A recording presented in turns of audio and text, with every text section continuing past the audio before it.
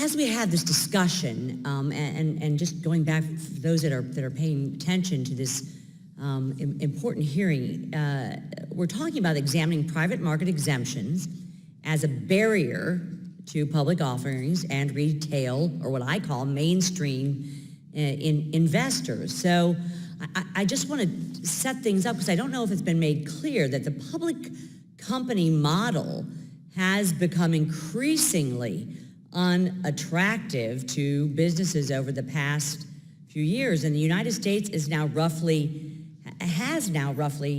half the number of public companies than it did 20 years ago.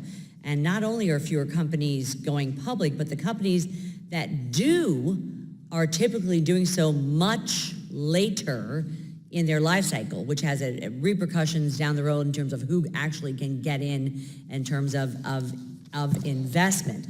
Mr. Elinoff, how does a company going public not only benefit the economy in terms of jobs, but also America's Main Street investors that I care so deeply about back in Missouri's 2nd Congressional District? Well, I appreciate the question. The point I would make is that the differential between the large 1,000 IPOs of years ago versus the 250, 300 that we're at now, if you back out the unicorns, there's a whole cross-section of hundreds of smaller companies to which the cost of reporting and the burdens of regulation and the timing of earnings is a serious consideration. Once they've made the determination to go forward and go public, the benefits are not only the creation of jobs, the visibility of their results. Portfolio managers can now own those shares, which translates to retail investors having participation in those securities. There are a range of different reasons for them going public. Do any of the bills discussed in this hearing encourage companies to begin the IPO process? In an odd way, the venture exchange model does, because it's creating secondary, well, actually, I'll take that back. While I'm in favor of the venture exchange model because it creates secondary liquidity for private companies, it in and of itself isn't taking them public in through the public markets that you're referring to. None of them specifically do.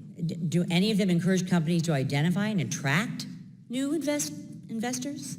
They create the groundwork for many more private companies to be created, and those companies, which I call the farm team, then may elect in the future to go public in the traditional public offering route.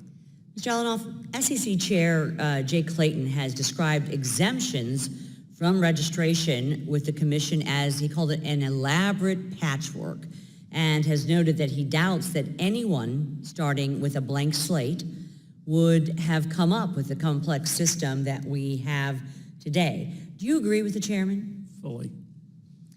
Is the elaborate patchwork difficult for small companies to navigate? It's not only difficult, it's probably impossible for most small entrepreneurs to understand the rules. Most securities lawyers have difficulty with it as well. Do you support an effort to streamline or modernize the exemptions as the Commission may be considering, as evidenced by the recent concept release on the harmonization of securities offerings? I do, fully.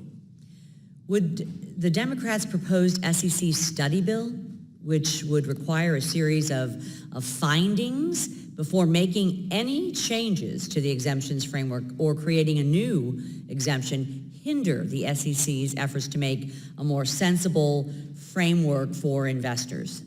I believe it would. I mean, the SEC has embarked on an ambitious endeavor to try and reconcile all the exemptions. I think it's time to let them do their jobs and not interfere. There's plenty of data that I've already read about the private markets that the SEC puts out. I'm comfortable that embarking in that direction would only hinder it, as you point out. Does throwing up barriers to streamlining the offering framework seem like the right thing to do at this time? Not in my judgment.